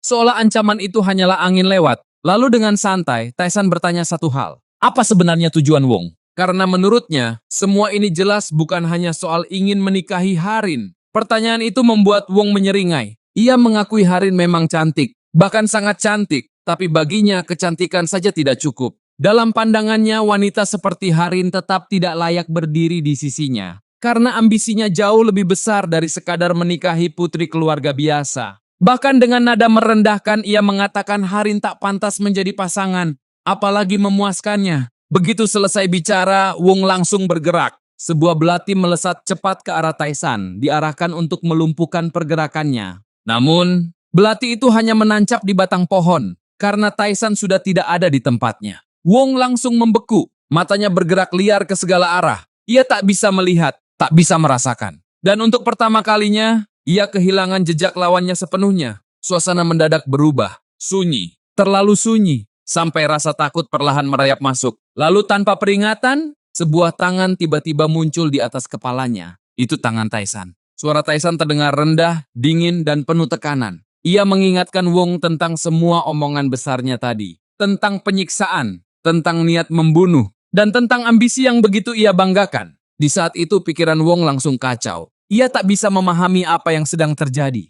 Bukankah meridian Taisan sebelumnya hancur total? Lalu bagaimana mungkin pria itu bisa bergerak secepat ini? Namun sebelum ia sempat menemukan jawabannya, rasa sakit luar biasa tiba-tiba menyerang seluruh tubuhnya. Rasa sakit itu begitu mengerikan. Bukan sekadar luka, bukan sekadar pukulan, tapi rasa sakit yang membuat kematian terasa jauh lebih ringan dibanding menahannya. Dan dalam sekejap, teriakan Wong menggema keras di seluruh area. Jeritan yang cukup untuk membuat siapapun mengerti bahwa penyiksaan yang sebenarnya baru saja dimulai. Di sisi lain, Kyungwan mendadak terdiam saat jeritan penuh ketakutan dan keputusasaan menggema dari kejauhan. Suara itu begitu familiar. Dan hanya dari sekali dengar saja, Kyungwan langsung teringat pada nasib asasin yang pernah berhadapan dengan Taisan. Untuk sesaat ia bertanya-tanya, apa jangan-jangan tuan mudanya benar-benar sedang membunuh Zhongli Wong? Namun sebelum pikirannya melayang lebih jauh, salah satu prajurit Zhongli Clan mulai mengejek mereka. Menurutnya jeritan itu jelas milik tuan mereka. Dan jika begitu, bukankah Kyungwan dan Seoyeon seharusnya segera menyusul? Mendengar itu, Seoyeon justru menjawab dengan tenang. Ia sama sekali tidak khawatir pada Taisan. Baginya, pria itu lebih dari cukup untuk menghancurkan Wong sendirian. Jadi daripada banyak bicara, lebih baik mereka menyerang bersama-sama. Ucapan itu langsung memancing amarah para prajurit Zhongli. Tanpa ragu mereka menghunus pedang dan melepaskan aura membunuh ke segala arah. Tekanan itu begitu kuat. Mereka mencoba membuat Kyungwan dan Seoyeon kehilangan keberanian bahkan sebelum pertarungan dimulai. Lalu dalam sekejap, mereka bergerak. Cepat, rapi, dan terkoordinasi. Dalam waktu singkat, keduanya sudah terkepung dari segala sisi. Sambil tertawa, para prajurit itu mengatakan kalau Kyungwan dan Seoyeon tak akan punya kesempatan untuk menyesal setelah mati di tempat itu. Tapi yang terjadi justru di luar dugaan. Salah satu tebasan yang diarahkan ke leher Kyungwan meleset sepenuhnya. Bukan karena lawannya lambat, tapi karena Kyungwan sudah jauh lebih cepat dari sebelumnya. Dan saat lawannya lengah, satu tendangan keras langsung menghantam dagunya. Pria itu terlempar dan jatuh tak sadarkan diri. Melihat itu, beberapa prajurit lain langsung bergerak dari dua sisi untuk mengunci pergerakan Kyungwan. Mereka yakin kali ini tak ada jalan keluar. Namun tepat di saat genting itu suara Seoyeon terdengar. Ia menyuruh Kyungwan tetap fokus pada lawan di depannya. Dan sebelum siapapun sadar, sarung pedang Seoyeon sudah melayang. Benda itu menghantam wajah salah satu musuh di belakang Kyungwan dengan keras, membuat pria itu tersungkur seketika. Dengan tatapan tajam Seoyeon melangkah maju. Ia muak dengan tatapan meremehkan yang terus mereka tunjukkan hanya karena dirinya seorang wanita. Dan kali ini, ia berniat membuat mereka menyesal. Tak lama kemudian, Seoyeon berdiri di samping Kyungwan. Keduanya kembali mengambil posisi. Punggung saling membelakangi, siap menghadapi seluruh pasukan yang mengepung mereka. Di dalam hatinya, Seoyeon sudah berjanji. Apapun yang terjadi, ia tidak akan mengecewakan Taisan. 1 bulan latihan neraka itu bukan untuk disia-siakan. Dan sekarang, inilah saatnya membuktikan hasilnya. Sementara itu di tempat lain, Wong masih terus menjerit kesakitan. Tubuhnya gemetar hebat saat energi di dalam dirinya diserap secara paksa oleh Taisan. Rasa sakit itu begitu brutal hingga membuat seluruh kesombongannya runtuh. Taisan hanya menatapnya dengan dingin. Ia bahkan bertanya kemana perginya semua keangkuhan yang tadi begitu dibanggakan. Bukankah Wong mengaku sangat pandai menyiksa orang? Lalu kenapa sekarang justru dirinya sendiri yang menjerit seperti itu? Dengan senyum tipis, Taisan menjelaskan bahwa ia hanya mengambil sebagian kecil dari jiwa Wong. Jadi Wong tak perlu terlalu khawatir, karena untuk saat ini, Taisan sudah memutuskan untuk tidak membunuh siapapun. Seoyon berhasil menjatuhkan pasukan Zhongli hanya dalam beberapa gerakan saja. Bahkan tak satu pun dari mereka mampu memberi perlawanan. Seolah seluruh pertarungan itu sudah berakhir sebelum benar-benar dimulai. Melihat hasil itu, Seoyon sempat bergumam kalau dirinya masih sedikit khawatir pada Taisan.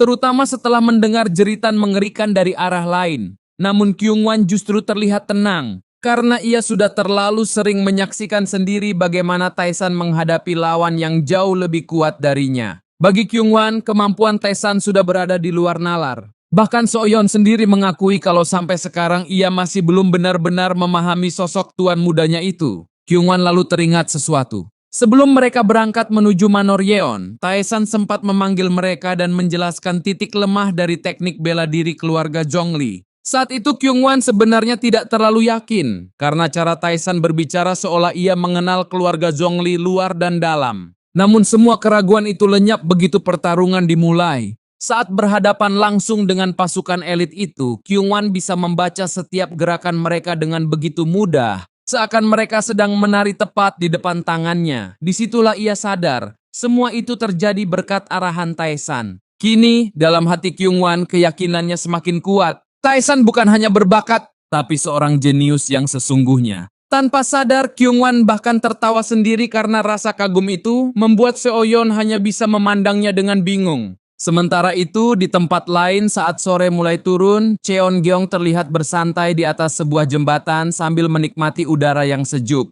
Suasana tenang itu mendadak pecah ketika ia melihat Taisan berjalan menghampirinya. Yang membuatnya semakin heran adalah Wong yang berjalan di belakang Taisan dengan kepala tertunduk. Saat Taisan bertanya kenapa ia sendirian di sana, Cheon-gyeong menjawab kalau dirinya memang lemah dalam seni bela diri dan memilih mundur dari pertarungan. Namun ternyata itu bukan yang ingin Taisan tanyakan. Yang membuat Taisan kesal adalah Kyungwan dan Seoyon yang belum juga kembali, padahal menurutnya mereka hanya menghadapi pasukan kecil. Mendengar itu, Cheon-gyeong langsung tertawa kecil. Baginya, menyebut pasukan Zhongli sebagai pasukan kecil adalah sesuatu yang nyaris mustahil karena mereka adalah pasukan elit yang sudah terlatih di medan perang. Tapi Taisan tetap menatap tajam. Dengan nada dingin, ia mengatakan kalau Kyungwan dan Seoyon masih terlalu lemah dan setelah semua ini selesai, mereka harus berlatih 2 kali lebih keras dari biasanya. Ucapan itu membuat Cheon-gyeong terdiam, bukan karena marah, melainkan karena ia sadar Taisan benar-benar kecewa hanya karena mereka tak bisa menyelesaikan pertarungan lebih cepat. Sebelum pergi, Taisan kembali mengatakan sesuatu yang membuat Cheon-gyeong semakin yakin.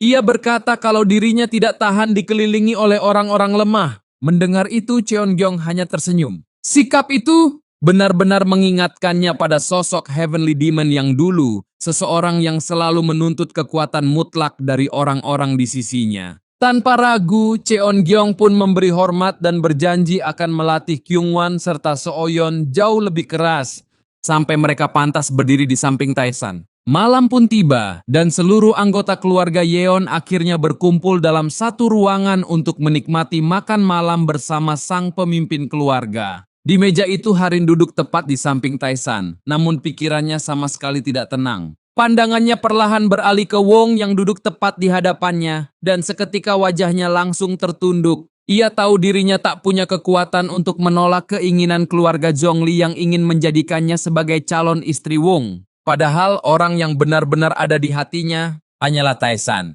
Ayah Harin yang duduk di sampingnya langsung menyadari perubahan itu. Putrinya sama sekali tak terlihat bersemangat menyentuh makanan di hadapannya. Saat itulah pandangannya ikut tertuju pada Wong. Namun ada yang aneh. Wong tidak terlihat seperti biasanya. Dengan nada penuh rasa ingin tahu, Yeon akhirnya bertanya tentang kabar yang ia dengar. Bahwa Wong sempat mengajak Taisan berbicara berdua di tempat yang tak diketahui siapapun. Mendengar itu, Harin sontak berdiri dari kursinya. Wajahnya dipenuhi kepanikan saat ia langsung menanyakan keadaan Taisan, khawatir sesuatu telah terjadi padanya. Namun Taisan justru menjawab dengan santai. Ia balik bertanya, apa yang akan Harin lakukan kalau tubuhnya benar-benar terluka setelah pertemuan itu? Ucapan itu membuat Harin terdiam. Lalu dengan ekspresi tenang, Taisan menjelaskan kalau yang terjadi hanyalah percakapan biasa.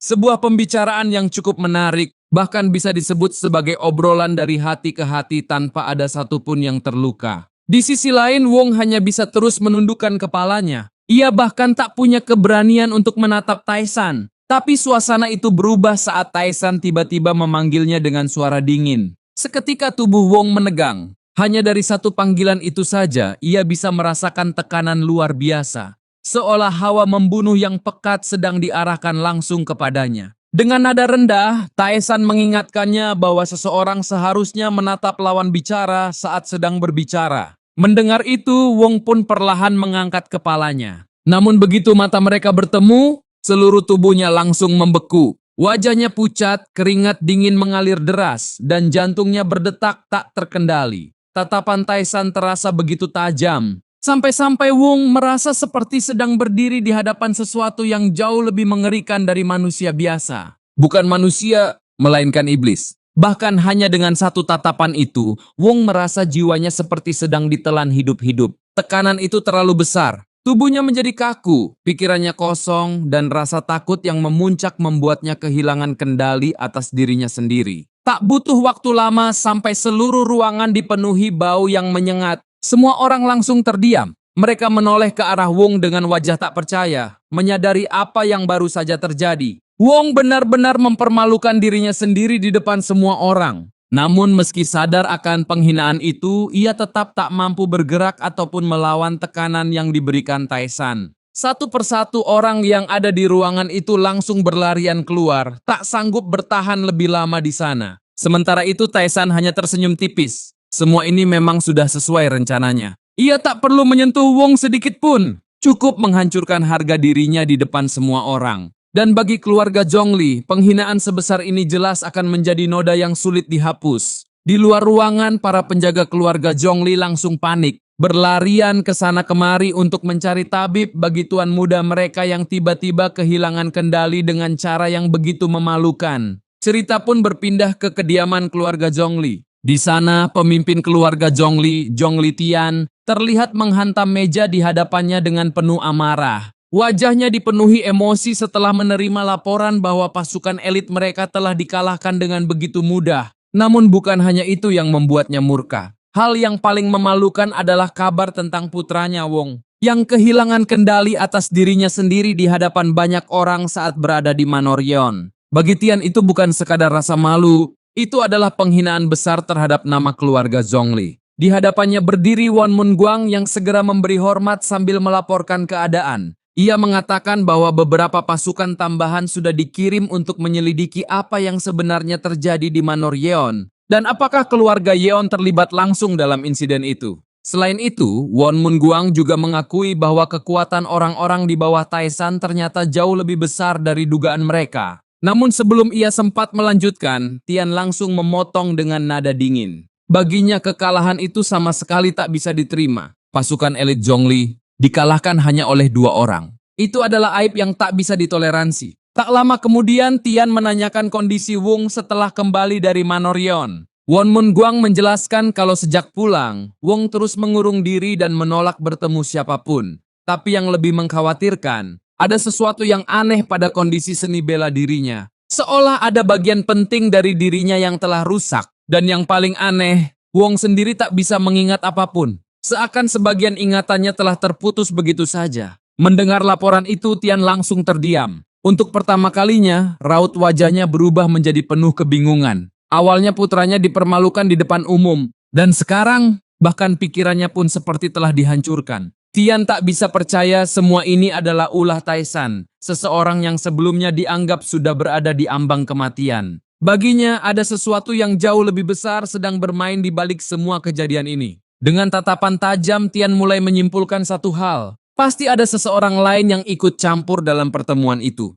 Seseorang yang cukup kuat untuk menghancurkan Wung tanpa meninggalkan jejak. Dan siapapun orang itu, Tian bersumpah akan menemukannya. Ia memerintahkan Won Mun Guang untuk menyelidiki semuanya dan membalas penghinaan ini secara langsung. Mendapat perintah itu, Won Mun Guang segera memberi hormat lalu pergi untuk menjalankan tugasnya. Setelah ruangan itu kembali sunyi, Tian hanya bisa berdiri dalam diam sambil mengenang masa lalu keluarganya. Dulu, karena kebodohan ayahnya, keluarga Zhongli hampir dimusnahkan oleh Heavenly Demon. Butuh waktu yang sangat lama bagi mereka untuk membangun kembali kekuatan, martabat, dan nama besar keluarga hingga bisa berdiri sejauh ini. Dan sekarang, semua itu kembali ternoda. Tian menggertakkan giginya menahan amarah yang terus membakar dadanya. Ia bersumpah, siapapun yang berani menyentuh keluarga Zhongli akan dihancurkan tanpa ampun. Bahkan jika orang itu adalah Heavenly Demon sekalipun. Cerita kembali berpindah ke Manorion. Malam itu Kyung Wan terlihat berjaga tepat di depan ruangan Taisan memastikan tak ada gangguan di sekitar tempat itu. Namun ketenangan itu mendadak pecah ketika gerbang utama Manor dibuka secara paksa. Sekelompok pasukan elit dari keluarga Zhongli langsung menerobos masuk ke halaman utama. Hanya dari satu tatapan saja, Kyung Wan langsung sadar. Pasukan kali ini berbeda. Mereka jauh lebih kuat dibanding yang sebelumnya. Aura yang mereka keluarkan terasa jauh lebih berat, lebih tajam, dan jauh lebih berbahaya. Tanpa membuang waktu, Kyung Wan segera bergegas menemui Taisan untuk melaporkan keadaan. Sesampainya di sana, ia langsung memberitahu kalau keluarga Zhongli telah mengirim pasukan mereka ke Manor. Mendengar itu, Taisan justru terlihat tenang. Ia hanya bertanya singkat, apakah mereka datang untuk membalas dendam. Kyung Wan mengaku tidak tahu tujuan mereka, tapi satu hal yang pasti, para prajurit itu bukan lawan biasa. Dari pengalamannya, ia bisa merasakan kalau mereka adalah warrior tingkat tinggi yang sudah terbiasa bertarung di medan perang. Mendengar penjelasan itu, Taisan malah tersenyum tipis. Dengan santai, ia bertanya bagaimana Kyung Wan bisa yakin dengan hal itu. Kyung Wan pun menjelaskan kalau para prajurit itu sama sekali tidak berusaha menyembunyikan keberadaan mereka. Bahkan niat membunuh yang mereka pancarkan terasa begitu jelas, seolah sengaja dipamerkan untuk menekan siapapun yang melihat. Namun bukannya merasa khawatir, Taisan justru terlihat geli. Menurutnya, orang-orang seperti itu selalu suka menunjukkan kekuatan mereka seakan seluruh dunia harus tahu betapa hebatnya mereka. Padahal, seringkali kesombongan seperti itulah yang justru menjadi awal kehancuran mereka. Taisan bahkan berkata kalau orang-orang itu baru akan sadar setelah menerima satu pukulan yang tepat. Setelah mengatakan itu, Taisan langsung bangkit dan mengajak Kyung Wan pergi meninggalkan Manor Yeon. Katanya ada tempat yang ingin ia kunjungi dan lokasinya tidak jauh dari sana. Ucapan itu membuat Kyung Wan kebingungan. Ia sama sekali tak mengerti. Pasukan Zhongli sudah datang ke depan pintu, tapi Taisan justru memilih pergi begitu saja. Dalam benaknya, keputusan itu terasa tidak masuk akal. Melihat kebingungan itu, Taisan hanya tertawa kecil. Ia lalu berkata kalau berurusan langsung dengan orang-orang seperti itu hanya akan membuat kepala Kyung Wan kacau. Karena itulah, lebih baik ikut dengannya sekarang juga. Mendengar perintah itu, Kyung Wan tak punya pilihan selain mengikuti. Meski begitu, sampai saat itu ia masih tidak tahu kemana sebenarnya mereka akan pergi. Sambil berjalan meninggalkan Manor, Taisan tersenyum tipis. Baginya, situasi ini justru mulai terasa menarik. Karena akhirnya, keluarga Zhongli cukup berani untuk benar-benar memulai permainan ini. Setelah meninggalkan Manor Yeon, Taisan membawa Kyung Wan menuju sebuah tempat yang sama sekali tidak terduga. Tak lama kemudian, mereka akhirnya tiba di markas utama sebuah sekte yang dikenal dengan nama Blood Blade. Di hadapan mereka berdiri sebuah gerbang besar yang menjulang tinggi, menunjukkan betapa besar pengaruh sekte itu di dunia bawah tanah. Taisan mengangkat pandangannya sambil mengamati gerbang itu dengan tenang. Ia bahkan sedikit terkejut karena ukurannya jauh lebih besar dari perkiraannya. Di sampingnya, Kyung Wan mulai memahami tujuan Taisan. Ia pun bertanya apakah Taisan berniat menggunakan Blood Blade untuk melawan keluarga Zhongli. Menurutnya, sekte itu memang dikenal luas sebagai organisasi yang bergerak di pasar gelap wilayah Dongho. Namun di balik semua itu, mereka tetap berada di bawah bayang-bayang Zhongli dan harus membayar upeti dalam jumlah besar. Bagi Kyung Wan, sulit membayangkan mereka akan bergerak sesuai kehendak Taisan. Mendengar itu, Taisan hanya menarik napas panjang. Lalu ia bertanya balik, bukankah orang-orang seperti Blood Blade sebenarnya juga membenci situasi itu? Mereka bertahan di bawah Zhongli bukan karena setia, tapi karena terpaksa. Kyungwan menjawab kalau hal seperti itu sudah biasa di dunia murim. Yang lemah akan selalu tunduk pada yang kuat. Itulah aturan yang tak tertulis. Namun Taesan menggeleng pelan. Menurutnya, masalah mereka bukan hanya soal kekuatan. Mereka benar-benar telah menjadi lemah. Bukan karena tubuh mereka tak mampu bertarung, tapi karena hati mereka sudah kehilangan semangat untuk melawan. Ucapan itu membuat Kyungwan membeku. Kalimat itu seperti menusuk langsung ke dalam dirinya.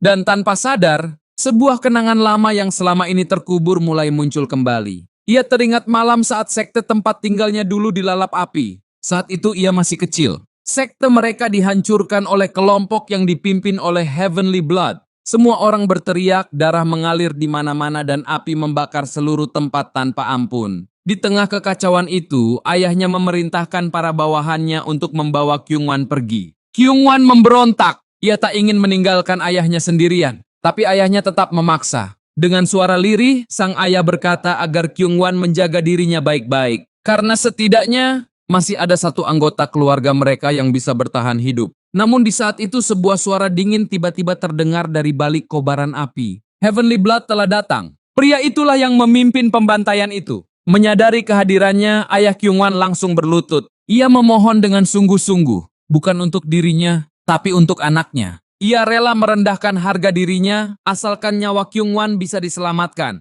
Namun Heavenly Blood hanya menatapnya dengan dingin. Ia berkata kalau suatu hari nanti anak itu pasti akan kembali untuk membalas dendam. Dan saat hari itu tiba, takdir mereka akan kembali bertemu. Setelah mengatakan itu, Heavenly Blood langsung menebaskan pedangnya. Dalam satu gerakan, kepala ayah Kyungwan terpisah dari tubuhnya. Dan semuanya berakhir. Dari kejauhan, Kyungwan hanya bisa menangis sambil melihat tubuh ayahnya terbakar bersama sekte mereka. Ia ingin berlari kembali, ingin memeluk ayahnya untuk terakhir kali. Tapi para penjaga terus menahannya dan membawanya pergi sesuai perintah terakhir sang pemimpin. Kenangan itu masih terasa begitu jelas. Dan sekarang berdiri di depan gerbang Bloodblade, Kyungwan kembali merasakan luka lama itu terbuka. Dalam hatinya hanya ada satu pikiran, bahwa dirinya lemah, tak berdaya. Dan suara dingin dari masa lalu itu kembali terngiang. Menjadi lemah adalah dosa terbesar. Setelah menarik napas panjang, Kyungwan akhirnya bertanya pada Taesan, jika menjadi lemah adalah dosa, lalu apa yang harus dilakukan oleh mereka yang lemah? Taesan hanya tersenyum. Tanpa menjawab langsung, ia mendorong gerbang besar Bloodblade dengan satu tangan hingga terbuka lebar. Lalu dengan suara tenang, ia berkata, jika mereka memang lemah, maka ia akan memberi mereka kekuatan. Mendengar itu, Kyungwan terdiam. Untuk sesaat, ia merasa seperti melihat cahaya di tengah kegelapan hatinya, sesuatu yang perlahan menariknya keluar dari trauma masa lalu. Namun sebelum ia sempat mencerna semuanya, para anggota Bloodblade langsung menyerbu begitu menyadari kehadiran mereka. Sayangnya, tak satu pun dari mereka mampu menghentikan Taesan maupun Kyungwan. Bagi keduanya, para penjaga itu terlalu lemah untuk bisa menjadi ancaman. Beberapa saat kemudian, markas Bloodblade berubah menjadi sunyi. Semua orang yang tadi menyerang kini sudah terkapar di tanah, tak mampu berdiri setelah dihajar habis-habisan oleh Taesan dan Kyungwan. Tak ada satu pun yang berani bergerak. Di antara mereka, seorang pria parubaya berkumis terlihat paling gemetar. Dialah Chu Joguang, pemimpin sekte Bloodblade.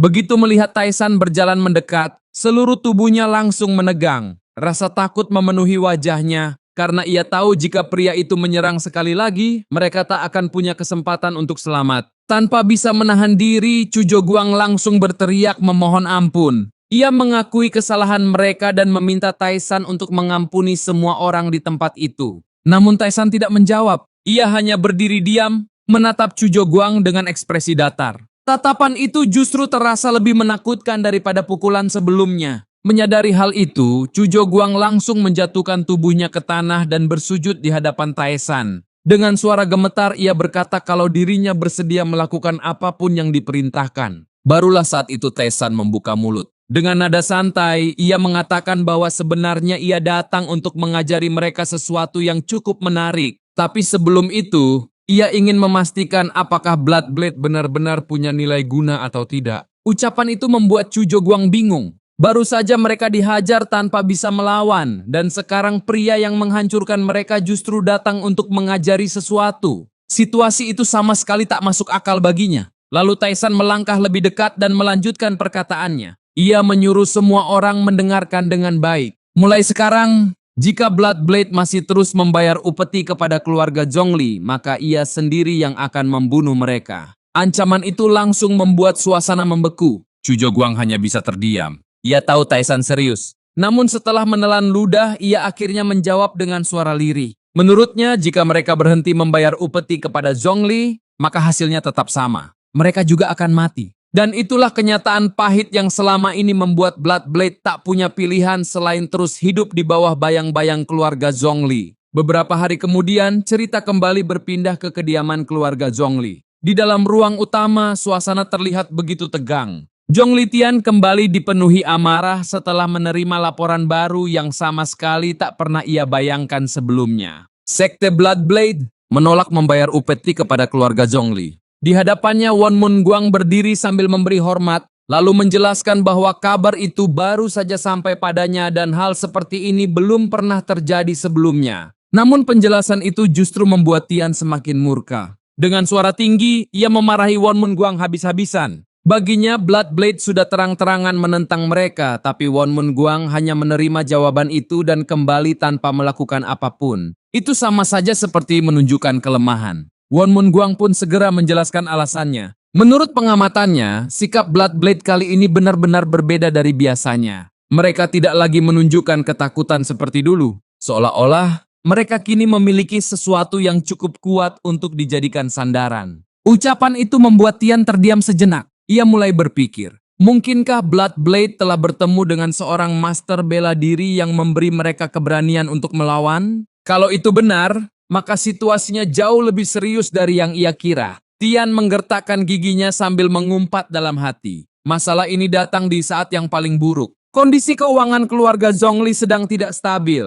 Dan di saat seperti itu, justru muncul pihak-pihak yang mulai berani memberontak. Bagi Tian itu adalah tanda bahaya. Jika satu kelompok kecil berhasil melawan dan lolos begitu saja, maka kelompok lain bisa mulai mengikuti jejak yang sama. Dan itu bisa menghancurkan fondasi kekuasaan keluarga Zhongli. Tanpa ragu, Tian langsung memerintahkan Won Mun Guang untuk mengirim pasukan elit mereka, Shadow Tiger. Pasukan itu adalah unit pembantai utama keluarga Zhongli, dan tugas mereka kali ini hanya satu, menghancurkan Blood Blade sampai habis. Tian ingin membuat mereka sadar siapa penguasa sebenarnya. Namun Won Mun Guang kembali mengingatkan bahwa Shadow Tiger saat ini masih sibuk membereskan kekacauan yang berkaitan dengan insiden Wung di Manor Yeon. Meski begitu, ia berjanji akan segera mengirim pesan agar mereka bisa menyelesaikan urusan itu secepat mungkin dan langsung bergerak. Mendengar itu, Tian hanya mengumpat dengan wajah gelap. Baginya situasi sekarang terlalu berbahaya untuk menunjukkan sedikit pun kelemahan. Jika ada pengacau yang mulai muncul di dalam wilayah kekuasaannya, maka mereka harus dimusnahkan sampai ke akar-akarnya.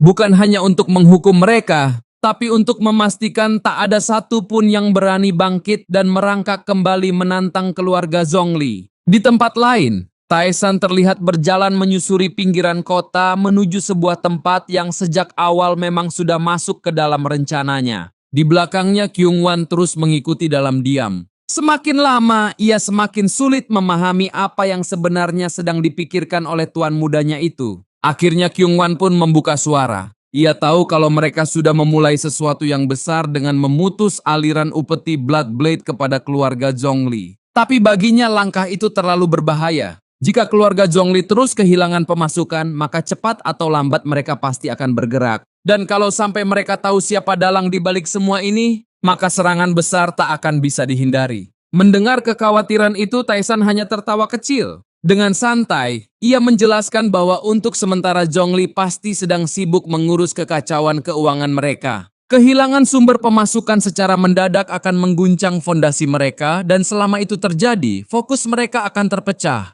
Karena itulah, untuk saat ini Taisan yakin mereka akan mengabaikan pergerakannya. Namun Kyungwan masih belum tenang. Bagaimanapun juga, keluarga Zhongli adalah salah satu kekuatan terbesar di wilayah itu. Kalaupun Blood Blade diberi keberanian untuk melawan, apakah mereka benar-benar mampu menghadapi pasukan elit Zhongli? Taisan hanya meliriknya sekilas. Lalu dengan nada santai, ia mengatakan kalau Kyungwan mendadak jadi terlalu banyak bicara. Justru karena itulah, mereka sekarang sedang menuju seseorang yang bisa menangani situasi semacam itu. Jawaban itu kembali membuat Kyungwan terdiam. Setiap langkah Taesan terasa seperti bagian dari rencana besar yang tak bisa ia lihat ujungnya. Tak lama kemudian mereka akhirnya tiba di tujuan. Dan saat melihat tempat itu mata Kyungwan langsung membelalak. Itu adalah agensi pengawalan Dongho. Sebuah organisasi besar yang bergerak di bidang keamanan dan transportasi. Tempat itu punya pengaruh besar di wilayah tersebut. Kyungwan benar-benar terkejut.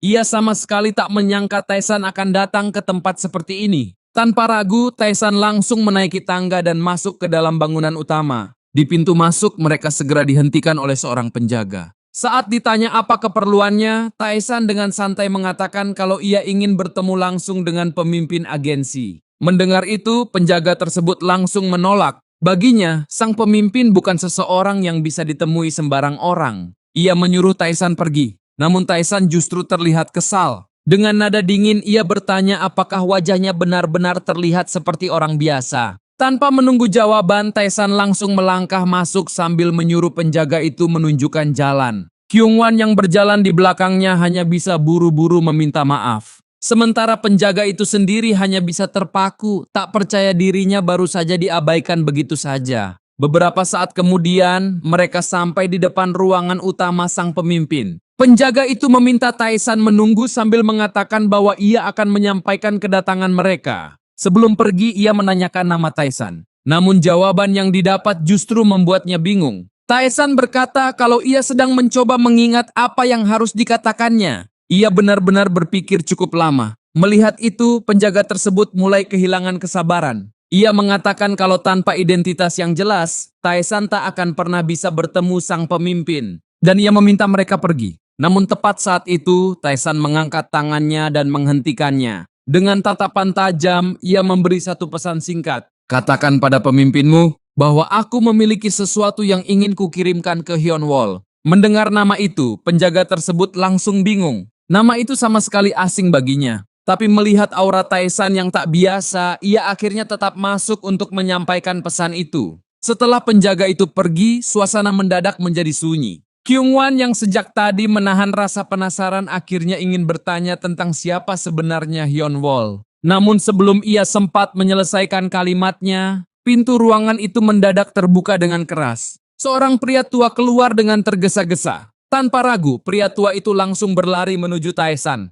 Dan di hadapan semua orang, ia langsung berlutut. Dengan penuh hormat, pria tua itu menyambut Taesan sebagai tamu yang sangat terhormat dan mempersilahkannya masuk. Melihat sambutan itu, Taesan hanya tersenyum tipis seolah semua ini memang sudah ia perkirakan. Lalu ia melangkah masuk tanpa ragu. Sementara Kyungwan yang berdiri di belakangnya hanya bisa terdiam dengan wajah kosong. Ia benar-benar tidak mengerti. Bagaimana mungkin pemimpin agensi sebesar itu bisa tunduk begitu saja kepada Taesan?